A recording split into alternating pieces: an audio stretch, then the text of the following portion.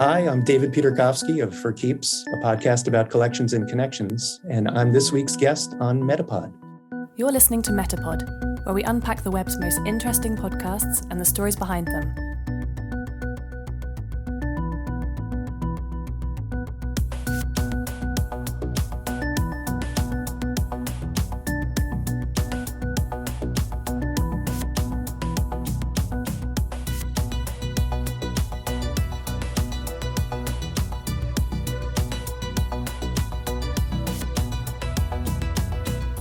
Hello, Wendy here. Thanks for tuning in to MetaPod. MetaPod unpacks the web's most interesting podcasts and the stories behind them. We've talked to many podcasters for MetaPod, but I'm going to admit that the ones I admire the most are the independent podcasters, the ones writing, interviewing, recording, producing, and promoting their own work. There's a lot that goes into creating a podcast, and even more that goes into getting people to listen to it. One of our podcast pioneers, Elsie Escobar of She Podcasts, has called this doing all the things. This week's guest certainly does all the things, and that's David Peterkofsky, the creator of For Keeps, a podcast about collections and collectors. David speaks to collectors, archivists, and catalogers of all sorts of things, but For Keeps is more than just interviews about stuff. Each episode tells the story of the person behind the collection. What you discover is that ordinary people have extraordinary dedication and meaningful relations to not only their personal collections, but the broader communities of people connected to their collections. I'm not a collector, but my conversation with David reminded me that I do have a small collection of watches, which you'll hear me mention on the tape. It also reminded me that my father was instrumental in kicking off my record collecting as a teenager. And by records, I mean vinyl, LPs. You know, the ones that you need a record player for. My father was a letter carrier for the U.S. Postal Service, and the pickings were sometimes good and cheap, if not free, at the end of a summer afternoon's yard sale in New Hampshire.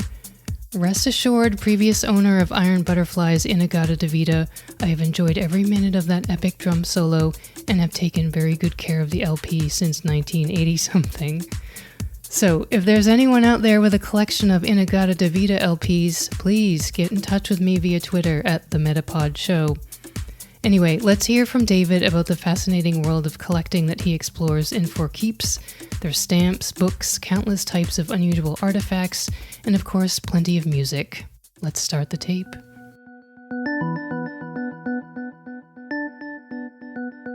David, thanks for joining me on MetaPod to talk about For Keeps. Thank you. It's great to be here. So For Keeps is a podcast about collections and connections. Now, what is it about the connections part of that you dig into with collectors? Well, I will say that in a lot of ways, that's almost the more interesting part of it for me. My background is in journalism, and I was drawn to that, I think, by trying to figure out what makes people tick and just kind of hearing people's stories. And when people are collectors, I think that's a good entry point into figuring out, what motivates them. And collectors tend to be passionate, and they tend to want to talk about what they have. So it all kind of came together for me. But really, the idea of how these people relate to the things they have collected is what drew me to the idea of interviewing these people. And their stories are all over the map. Are you a collector? I get that question a lot, and the answer is pretty lame. I'm not. Some people said, well, you collect stories about collectors. Does that count? I'm like, nah, I don't think that's what people are after. But I'm actually fairly minimalistic. Like, I don't like having a lot of things. Okay. The one kind of thing I've started getting interested in recently is watches. And that's because I inherited a few, and that got me kind of thinking about them a little more. But even with that, it's not like a huge collection. I have, 10 maybe, which is way more than I need, but still it's not, I wouldn't feature myself on the show. But who knows, maybe in a few years, they'll be pulling me out of my house, because I'm walled in by a bunch of watches. I hope it doesn't get out of hand. Well, I have a small collection of watches as well, and they are Swatch watches from the mid-'80s. And One of my favorite things related to that was actually going to the Swatch Museum, and I put that in air quotes because it's a room with every watch that they made, which was pretty exciting for me if you liked those things in the 80s. But of course, I they did. still And make them. that's pretty cool to me already. Like that as a journalist, I see that as a more interesting angle than somebody who has, a drawer full of Rolexes or something. So I may be in touch with you. We'll have to dig deeper. It's just a box full of plastic. So would you say that connections with collections take a long time to develop, or not necessarily so? It depends on the person in the story. A lot of the time, I would say one of the through lines through a lot of the people I've spoken with is that their interest starts in childhood. And that's often my first question to them. It's like, tell me when you first encountered this thing that you collect, and it's often as a kid, maybe a relative gave them something or what have you. So more often than not, it is something that is basically a lifelong thing. Once in a while, it's something where people will take a turn in adulthood and they'll sort of discover something, and the light will be lit, and that's it. And then they kind of take off from there. Also, a lot of the people I speak with don't necessarily have collections because they're collectors. It can be an archive of things that they've inherited, or because of their job, they've been tasked with archiving things. I learned pretty early on that focusing on just sort of the standard collector who's out looking for something on their list of things they want to acquire, those stories are great, but there's almost a danger in that there could be sort of a monotony with them. So I wanted to kind of expand the idea of what a collector is and what motivates them. And so as I've done the show, I mean, there are still a lot of people who come to it from childhood, but there are also people who, for other circumstances, wind up with collections of things. Right. I was going to say the term collector is fairly generic, and it's perhaps not exactly applicable to some of the people that you talk to. And I'm thinking specifically of Susan Rogers, who was the audio engineer for Prince. Well, that was her job, but she became a bit of an archivist, I suppose, or cataloger. Another word that comes to mind that you must come across is maybe a connoisseur. And I'm curious, do collectors tend to be hoarders, or is there any overlap there, or where is the line? I've been asked that before, and some of the people I've spoken to on the show, I don't know that they're hoarders. I tend to shy away from that word. Okay. And because I don't know. I mean, I'm doing all my things remote, all my conversations remote. I see pictures. Generally, I don't have that alarm bell going off in my head. There was one person I spoke with recently. I saw pictures of the items in that person's home, and it did look a little hoardy. I don't know if that's a word or not, but I was slightly alarmed, but he seemed happy. So it's not like I'm calling the authorities or anything. It's funny. One other time I was promoting the show and doing an interview about it, and the hoarding question came up. And then in the promotional stuff that podcast put out about my episode, they were talking about hoarders as if I was interviewing hoarders. And I had to call them and say, it really isn't that. It's really a celebration of pretty balanced people who just have a passion about something. Right. So it's really not, I don't think I encounter hoarders, honestly, to answer your question. Okay. But by and large, people have balance in their lives. And it's just I think, a healthy way for them to express themselves. And speaking of balance, I mean, would you say that collectors are motivated by both sharing knowledge and, possibly gaining status in a community of other collectors, but also this personal, more sentimental side? I mean, are those two sides of a coin, or is there another piece that motivates people to collect? Often there is some sort of sentimentality or meaning attached to the items that people are collecting. It's not necessarily something that's driven by economics, like, oh, I want to get this thing so I can sell it and make a ton of money. I never really talk to people like that. Mm-hmm. And I'm glad I don't, because that would be really boring to me. I'd much rather talk to people who find meaning over the course of their lives with the things that they have, or they find meaning in the things that have come to them. One person I spoke with, she is the daughter of 2 polar explorers. So she has all of this stuff that she inherited from her parents on Antarctica and their expedition to Antarctica. Her mother was, I think, the first American female to set foot on Antarctica. So she has all of these, documents and photographs and medals that her father won. He was, I think, Norwegian originally. And that stuff's fascinating to me. But that's totally, related to her parents and her family and her personal story. That's far more often what's going on with these things. And that's what I like to delve into. I'm also kind of a sap, so I like a story where someone might get choked up or whatever, or talk about the meaning of something. So you mentioned some common threads or, maybe personality traits common among collectors. And does it depend on the type of stuff that's being collected, or again, not necessarily so? It can. Again, it sort of boils down to what motivates the person with the collection, or how they wound up with these things. If there's somebody who's going around trying to collect things, and as you would think of sort of a typical collector, it's a mix of probably nostalgia in there. There's probably some pride in trying to get things that no one else has. And then there's a bit of showmanship, because with social media now, everyone's able to display the things they have on Instagram, which is a place where I'm often looking for new collectors to feature. On the other hand, there are stories where you mentioned Susan Rogers and her work with Prince. I mean, that's a totally different kind of thing. That's more archiving.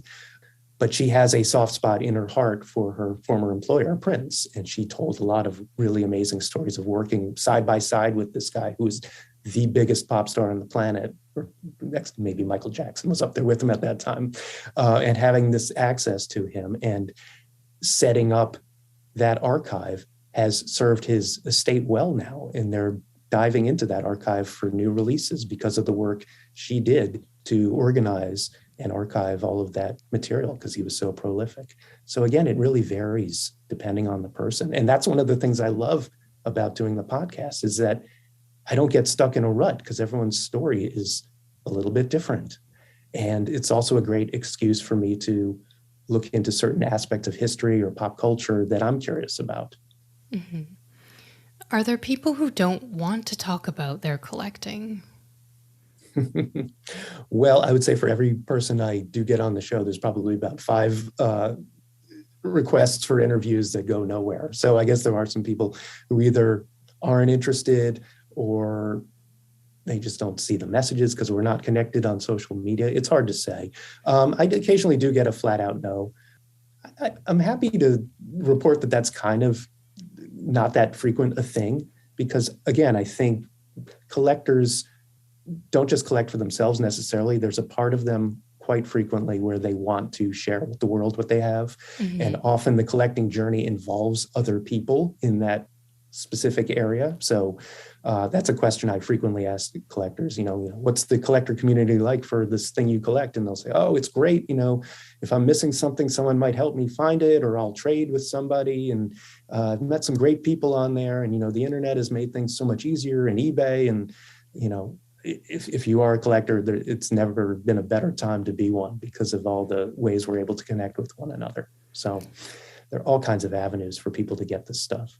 And do you know of any guests who have been contacted after appearing on your show to be offered or, inquiring about something in their collection? One thing does come to mind, and it was one of the more unusual shows I did. So often what I do when I'm trying to come up with an idea of who to feature, I will think of something related to pop culture and just literally go to Google and type that thing in with the word memorabilia after it and see what comes up. And I don't know why, but at some point I was thinking about the author Richard Bach, who was really popular in the 1970s. He had a couple of huge bestseller books. One was Jonathan Livingston Seagull, which was a book I remember as a kid really liking. And I was like, I wonder if there's like anyone who's like crazy about that guy. And this is kind of what I do. I just think of random things and type in memorabilia on Google. The show should be called Google Presents for Keeps, I think, because I'm on there so often trying to just find people and interesting angles. And I found somebody, this guy in Florida, whose late wife's family had bought a house from Richard Bach. And when they bought the house from this guy, Richard Bach was kind of a strange person, sort of enigmatic. He sold the house lock, stock, and barrel with a lot of his stuff in it. Oh. And then this guy's wife died. And then so he was stuck with random things of this best-selling author's, his former belongings in this house. And he was like, it's kind of interesting, but I bet there are fans of his who might be more interested. So maybe I can sell some of this stuff. So he set up a website.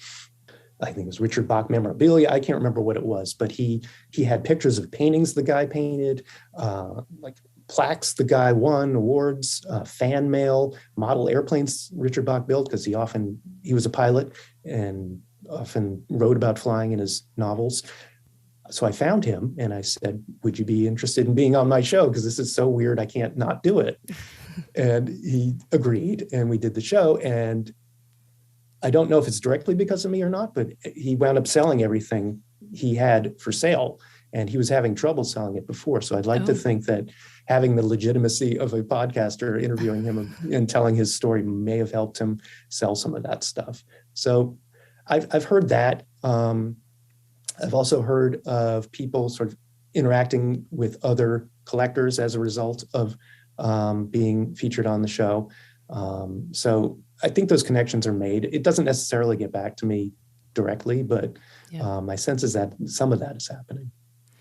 And for people who might not want to talk about their collections, I mean, I'm curious if there's any stigma around what people collect, or maybe not wanting to go public with valuable collections, for instance, or maybe tension with people they live with and are occupying the same space as the stuff. Do you hear any stories about that side of it?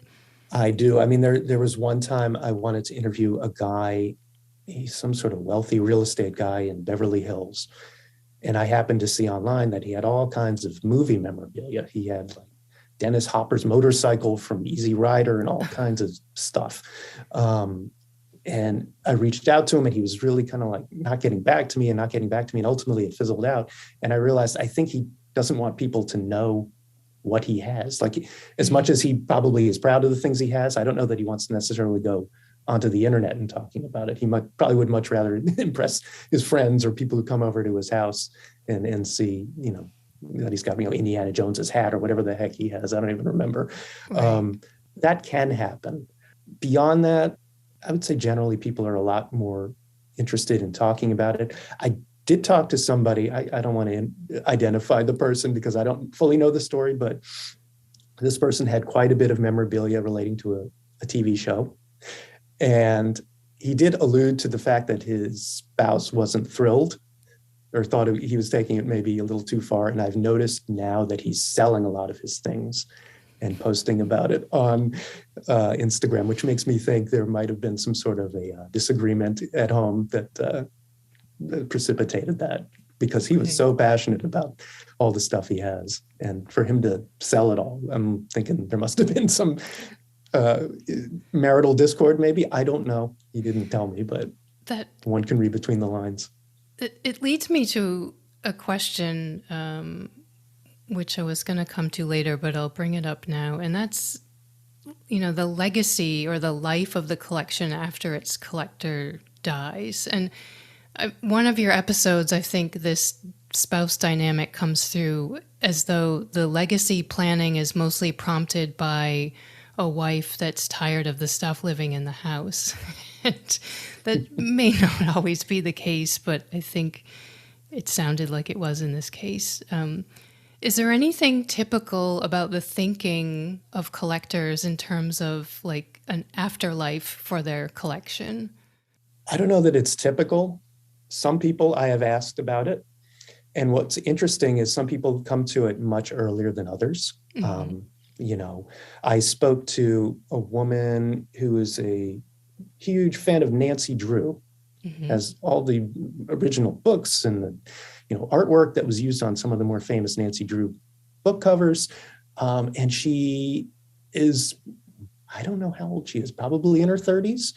She has so much stuff, but it was sitting in her house in Arizona. She decided to donate it, and it's already been donated to the library in Toledo, Ohio, which is the hometown of the first ghostwriter of the Nancy Drew books, Okay. who's kind of not a favorite son, I guess a favorite daughter of Toledo, Ohio. So there's this whole room bearing the woman's name. Her name is Jen Fisher. That's the woman I spoke with.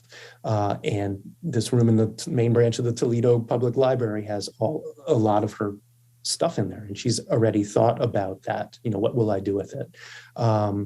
Other people, it doesn't come up so much. I spoke with a gentleman who has quite a bit of memorabilia about Cuba. He's originally from Cuba.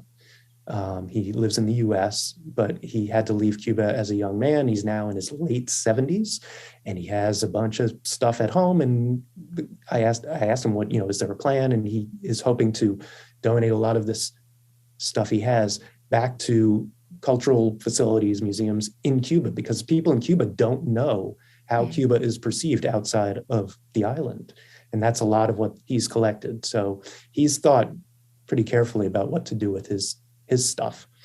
And then there's a bunch of people where I didn't ask, but I do kind of wonder now that you mention it. I mean, I interviewed a guy with more hot sauce bottles than anybody should possibly or rightfully own, and I don't know what's going to happen to those someday. Recycling, hopefully. Yeah, well, or he's got to eat it all. I don't know. Oh, they're full. Oh, yes. Okay. A few minutes ago, you had mentioned social media and the internet, and I'm wondering if collectors celebrate or lament the internet's influence on collecting, or the communities that they're part of, and why or why not they might celebrate or lament it. It seems to be overwhelmingly positive. Okay. Because if you want to show off what you have, or at least maybe not show it off, but share with like-minded enthusiasts, what better way is there to do that than to post pictures of it or to join a Facebook group devoted to it? I think through eBay, a lot of people have connected with one another. There are boards on Reddit where people connect.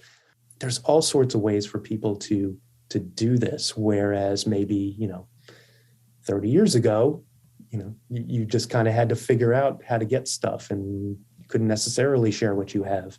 One of the general through lines through what I do, through the people I talk to, is that they want to share what they have, these people. And social media makes that tremendously easy. And distance isn't an issue either. I mean, not too long ago, I talked to a gentleman who has a collection of stamps from the Kingdom of Bhutan, which sounds like a very arcane, sort of very specific thing, because it is. But Bhutan is known among stamp collectors as having these very unique stamps. They had 3D stamps and metal stamps that changed color depending on the ambient temperature. They did all kinds of crazy stamps. They produced them in the 60s and 70s to generate revenue for the country, because the country was quite poor. Actually, a US businessman came in and gave them that brilliant idea, and it seems to have worked.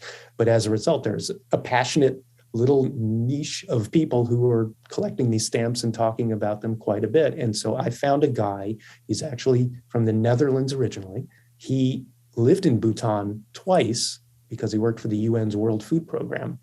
And while he was there and happened to be a stamp enthusiast, he fell into this thing, learning all the history of these unusual stamps, and he's collected them all. They even have stamps that are literally phonograph records that you could play on a record player, one with like the Bhutanese national anthem and one with a message from the king of Bhutan, all kinds of really unusual stuff. And he not only found this stuff, but he found a like-minded community of collectors. So there is a group on Facebook devoted to this country's stamps, And he is the head of that group, or the administrator of it.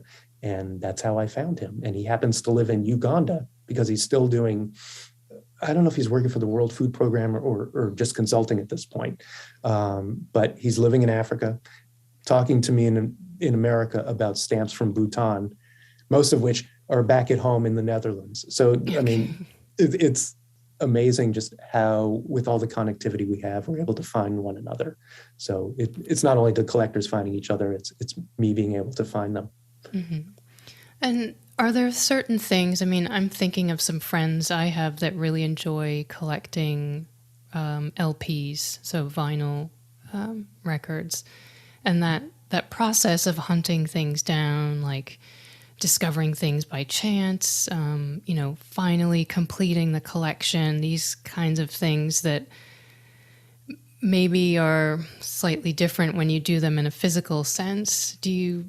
Are there things like that people collect where it makes more sense to not use the internet, or they prefer not to?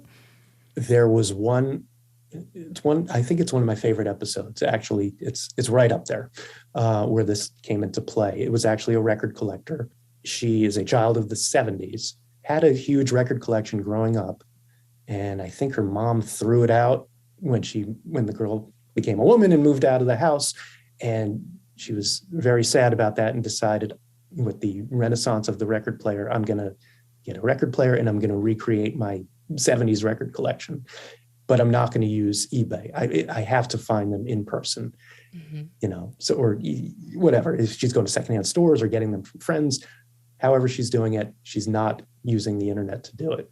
And so it was a great conversation in that we were able to talk not only about how she's doing that and the limitations of it, right? Because it would be so easy to just go on eBay and click here, click there, and you have 30 records show up at your doorstep and you're all done. But to do it in that kind of painstaking way and to create these sort of barriers to making it more easy, I thought that was fascinating. What was also great about that episode is she also had an unusual collection. She had a project on social media where she was collecting stories about girls' childhood crushes. Okay. So these are now middle-aged women who are giving her stories. Oh, I loved Sean Cassidy, David Cassidy, these names from the 70s. So if you're old enough to remember them, they mean something to you. Sure. And I was able to tie those two threads together, the record collecting and the teen idol angle in kind of a unique way. I don't want to spoil anything, but if you only listen to one episode, that's a pretty good one because the surprises at the end are kind of fun. I will say that I have a copy of John Travolta's album, which probably came out in that time period, but something probably my father found for me at a yard sale. But another favorite of the time, for sure. Yeah. Music, as a thing that people collect and people are fans of, would you say there's anything special about that as a collectible? I mean, there's so many things I can think of, like someone dying and you really sort of fire up the fan base, or music has become much more digital the last 10 years. And, the formats and the technology are becoming obsolete and hard to use. I mean, is it a more emotional thing to collect? Is there anything particularly unique about it in the conversations you've had? I don't know. That's a good question. I mean, I think people just have a really strong connection to music in general. Mm-hmm. There's something, intangible about it. And at the same time, when you have a record with the liner notes and the picture of John Travolta, for instance, in your collection, I don't know. It's an experience that for a lot of people is lost or has gotten lost until they found out you can get a record player and it sounds pretty good. And it's a fun experience to have records. I think there's certainly nostalgia at play in there. I can say for me as a podcaster talking about collectors, I love talking to people who collect things related to music because it gives me an opportunity to drop in clips of the things we're talking about, which I love because it adds a dimension to these stories other than just us talking about it. So I'll play a little clip of something and it'll bring it to life a little bit. Mm-hmm. I did a show about a guy who has a huge collection of not only records, but sheet music and all kinds of original photography about this individual. His name was Eden Abez, and he was a composer. He wrote a very famous song in the 1940s called Nature Boy, which became a jazz standard. Like Nat King Cole had a huge hit with it. It's been covered by everyone from Frank Sinatra to David Bowie. And this guy I spoke with, we talked about the song and all the other songs that this sort of obscure composer wrote. And that was a jumping off point for talking about how the guy was kind of the first hippie in California. He lived in the mountains outside of LA. He spent most of his life living outdoors. He was a very strange guy, but the music kind of tied everything together because a lot of the songs he wrote were these idyllic, poetic songs about love and peace. And, I was able to weave in a lot of that music into that episode. But again, I think at the heart of it is the power of music. And I think that I could just do a show on music collectors, honestly. Mm-hmm. And it would be very, I wouldn't say easy, but it would be, I would find a lot of different angles. And I've done so many episodes that are music related. Mm-hmm. There is something about it that lends itself to not only collecting, but nostalgia and good conversations. Yeah. I think you've done an episode on a collector of Elliott Smith's memorabilia or items, which I listened to and enjoyed. Yeah, that guy, he was such a sweet guy, the collector, Charlie. He has tons of photos and posters of live shows that Elliott Smith did. But he also had these personal stories because Elliott Smith, he was such a fan of Elliott Smith that Elliott Smith knew who he was and called him one day and said, hey, would you do my website for me? Mm-hmm. And so for a while, this guy actually, it was like living the dream of being this mega fan. And now you have the artist calling you to do your website. And it was sort of a webmaster groupie. Yes, it stands out on a LinkedIn profile.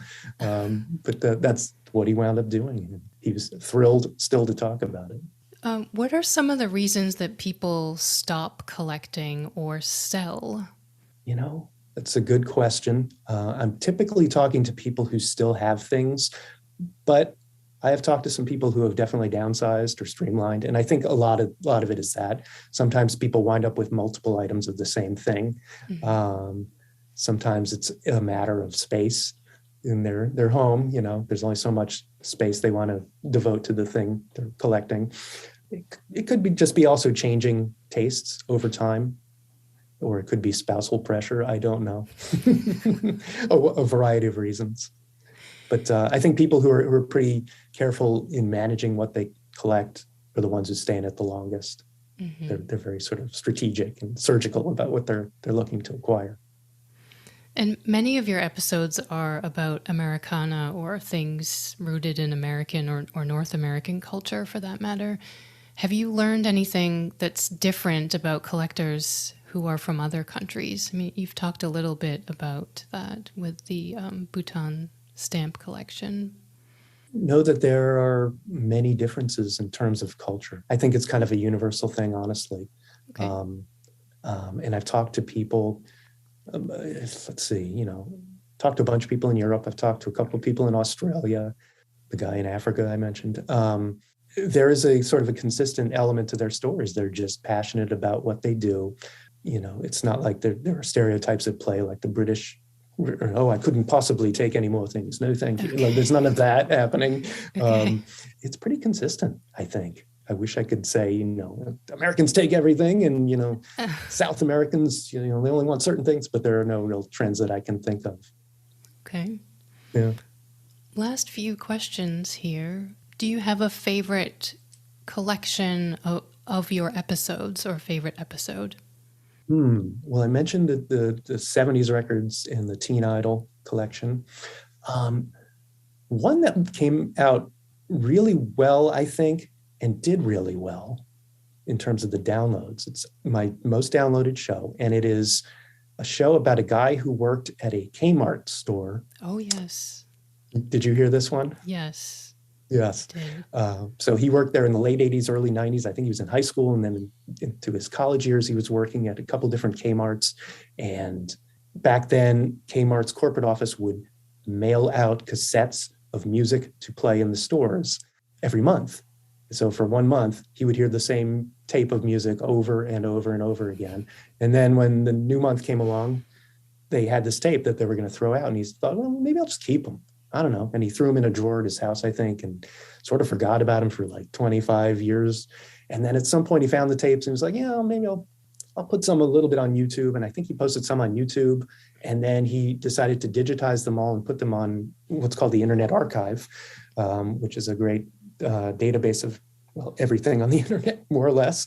And they went viral. People, for whatever reason, found this stuff fascinating, which to me is kind of strange because it's just tapes of like light rock and interspersed with recordings of a narrator from Kmart saying, make sure you stop by aisle 7 for a sale on sandals, and just really just uninteresting stuff. But it seems to have struck a chord with a lot of people who grew up in that time going to that store. And those tapes have gone viral multiple times for this guy. And actually, when I made my episode, it went viral again to a small degree. But I saw this crazy amount of downloads for that episode. I'm like, what is going on? And then I kind of figured out that somebody picked it up, and then somebody picked it up from there, and it did really well. So that was one that came out really well, and I'm proud of. There's another episode that it's my one sort of dipping of the toe into true crime, okay. And that's a bit of a stretch, but not totally. I wanted to do something related to the Beatles, and I found the story of a guy who used to hang outside of John Lennon's apartment building in New York City in the late 70s. He was an amateur photographer and a huge Beatles fan and possibly a stalker. And actually, he was kind of stalkery at some points. I think the first time he actually met John Lennon, he posed as a TV repairman, got into John Lennon's actual apartment in the Dakota, the apartment building. Mm-hmm. And John eventually realized that you shouldn't be there and threw him out. But then for some reason, the guy kept hanging outside the apartment building, and John Lennon kind of took a liking to this guy, and they would walk around the neighborhood together, and they became somewhat friendly from what I've heard. And this guy got some amazing photos of John Lennon and Yoko Ono all outside, coming in or leaving the Dakota, basically, or walking around the neighborhood. And he was also a huge Beatles collector. He died in 2018. I didn't do my show till after he passed away. So this is one of these in memoriam type shows where I'm profiling somebody, hey, just because they're dead doesn't mean you can't talk about, what they had in their collection. So I wound up talking to 4 different people about this guy. Mm-hmm. And it was like the most laborious episode I've done. So I talked to a woman who developed a very sort of infamous picture that this guy had taken of John Lennon signing an autograph for the person who killed him hours later. I talked to a member of the group The Knack, who mm-hmm. had a big hit in the late 70s with My Sharona, mm-hmm. because this guy, his name was Paul Gorish, had also befriended The Knack, probably because they sounded a little like the Beatles, and he wound up taking photos of the band, and this guy knew him a little bit. I wound up talking with a guy who had been a good friend, and they had a falling out. So he told me stories of them hanging out at a collectibles store in New Jersey all the time. And he said, yeah, he was a good guy, and then he wasn't so great at times. So like, I got kind of like this interesting mix of stories about him. And then I talked to also his neighbor, the last place he lived, who had some more stories. So I got sort of this Rashomon, like multiple angles on this one person because I couldn't talk to him. Wasn't able to get anyone in the family to talk to me. As a matter of fact, they didn't want to. I got a stern no thank you from them. And then I put it out, and people really liked it because I did put a lot of work into it. I try not to judge him, especially. I just let the stories kind of tell the tale of this guy. And it was really interesting, especially seeing it through the lens of knowing what happened to John Lennon not long after that. So that was another episode I'm pleased with. And do you get a lot of people coming to you wanting to be on the show? Once in a while, people will pitch themselves to me. I'll also have people suggesting, oh, you should look at this guy. He's got such and such. Mm-hmm. And I look at everything that comes to me. I really try to only do things that are going to be interesting to me. I mean, one of the reasons I set up the podcast, I wasn't looking to create work like an income stream for myself. This is a total passion project for me. So I want to do it when I want to do it and on subjects that are interesting to me. So if it's not interesting, I probably won't pursue it. But if I see something there that could be good, I will pursue it. And that's generally worked out well for me. I mean, once in a while, I'll stretch and do something that isn't all that interesting to me, but I'll find an angle that makes it interesting to me. So yeah, I have a list of things, some of which have been suggested to me or pitched to me. And we'll see. I might get to them, may not, but as long as it's fun. Yeah, it has to be fun as an independent podcaster, right? Yeah, for sure. Last question, and this is maybe an odd one, but kind of a modern day thing. Do you have any plans to talk to someone about an NFT collection? So I would love to, but first I'd have to understand what they are. No, I mean, I sort of do. You and everyone else, right? Yeah, I think I'd spend half the show explaining this is what an NFT is. I did reach out to somebody and he was kind of interested, and then the conversations kind of dropped off, and then I didn't pursue it, probably because I feel like it's intangible and odd to me. Mm-hmm. And could I do it?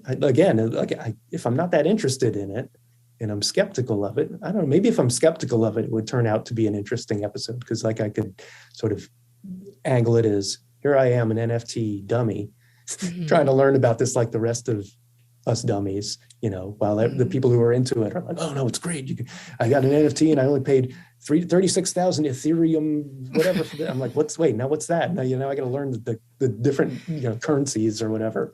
And what's a blockchain? And there's so many barriers to me doing it that I haven't pursued it. It's not to say I never will. And actually you mentioning it, maybe I should bump it up higher on the list, because it is, it does seem like a natural thing to cover, because what's being collected in a more high visible way than that right now, right? Mm-hmm.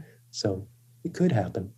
Well, maybe I'll release the episode as an NFT, and to hear it, you'd have to buy it from me or something. I don't know if that's even a thing, but I could play around with it. Well, I'll keep my eye out for that. And otherwise, David of For Keeps, keep on keeping on, as you like to say. That's one of my favorite parts. I've stuck with that. I don't know why, but I have. Yeah, thank you so much for joining me on MetaPod. Thank you, Wendy. This has been fun. Thanks very much to David for fielding all of my questions about the fascinating world that he explores with the For Keeps podcast. You can find the show online at forkeepspodcast.com. And if you were a child during the Kmart era in the US, I highly recommend his episode with the collector of the Kmart in-store music tapes. That's episode 71 of For Keeps, and I've put a link in the show notes at metapodshow.com. If this is your first time listening to MetaPod and you like hearing about new podcasts to listen to, check out other episodes of MetaPod. Guess what? They all feature more great podcasts and podcasters. You'll find MetaPod on Twitter at The MetaPod Show and Instagram at MetaPod Show. And remember, from the top of the show, drop me a note if you're a fan of Iron Butterfly's In-A-Gadda-Da-Vida. All right, as always, thank you for listening, and see you next time.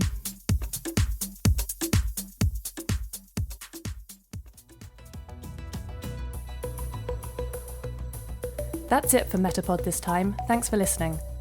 MetaPod will be back soon with another unpacking of the web's most interesting podcasts. But in the meantime, make sure to subscribe at any of the usual places you find your other favourite podcasts. We'd hate for you to miss upcoming episodes, and we'd love it if you left us a review. You can let us know what you think of this episode by going to metapodshow.com. We'll see you next time. This episode of MetaPod was recorded, edited, and produced by me, Wendy Morrill.